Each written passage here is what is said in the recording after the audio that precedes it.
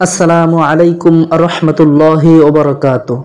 ইন্নাল হামদালিল্লাহ ওয়াসসালাতু ওয়াসসালামু আলা রাসূলিল্লাহ, আম্মা বা'দ। প্রিয় ভাই ও বোনেরা, আশা করি আপনারা সকলেই ভালো আছেন।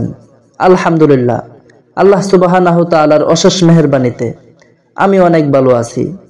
প্রিয় ভাই ও বোনেরা, আপনারা যারা মুক্তির আহ্বান ইউটিউব চ্যানেলে নতুন, অবশ্যই এই চ্যানেলটা সাবস্ক্রাইব করে রাখবেন এবং দিন প্রচারে এই চ্যানেলের ভিডিওগুলো আপনার বন্ধুদের মাঝে শেয়ার করে দিবেন। আজকে আমি আপনাদের সামনে যেই ভিডিওটা নিয়ে এলাম, এই ভিডিওটা হলো একটা আমল।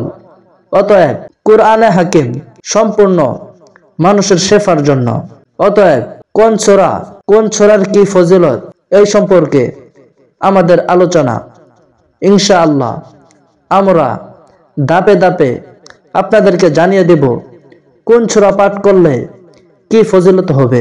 আসুন শুরু করি। সূরা ফাতিহা দিয়েই শুরু করছি। সূরা ফাতিহার ফজিলত।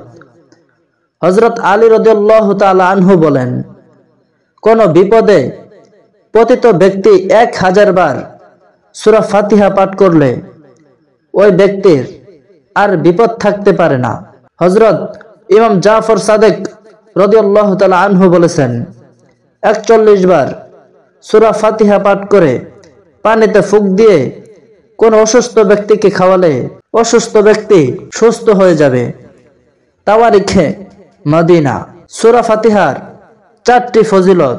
1 নম্বর, তাজেদারে রিসালাত, শাহানশাহে নবুয়ত, নবিয়ে রহমত, মাহবুবে রব্বুল ইজ্জত, সরদারে দো জাহান হুজুর পাক সাল্লাল্লাহু আলাইহি ওয়াসাল্লাম ইরশাদ করিয়াছেন, সূরা ফাতিহা সকল রোগের ঔষধ। এই সূরার এক নাম হলো শাফিয়া এবং আরেক নাম হলো সূরাতুশ শিফা। এজন্য এটি প্রত্যেক রোগের জন্য শিফা।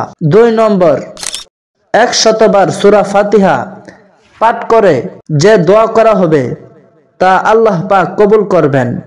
3 নম্বর, বুজুর্গরা বলেছেন, ফজরের সুন্নাত ও ফরজের মধ্যবর্তী সময়ে 41 বার সূরা ফাতিহা পাঠ করে রোগীকে ফুঁক দিলে প্রশান্তি লাভ হয় এবং চোখের ব্যথা দ্রুত ভালো হয়ে যায়।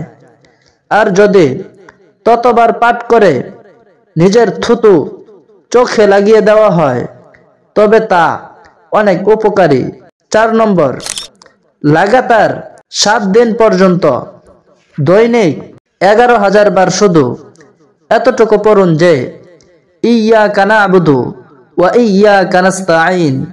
আগে ও পরে 3 বার করে দরুদ শরীফ পাঠ করুন। রোগ ও বিপদ আপদ দূর করার জন্য এটা খুবই পরীক্ষিত আমল। আল্লাহ সুবহানাহু তাআলা আমাদের সকলকেই এই সূরা ফাতিহা এর উপর আমল করার জন্য তৌফিক দান করুক। আমিন সুম্মা আমিন। ওয়া আখির দাওয়ানা আনিল হামদুলিল্লাহি রাব্বিল আলামিন।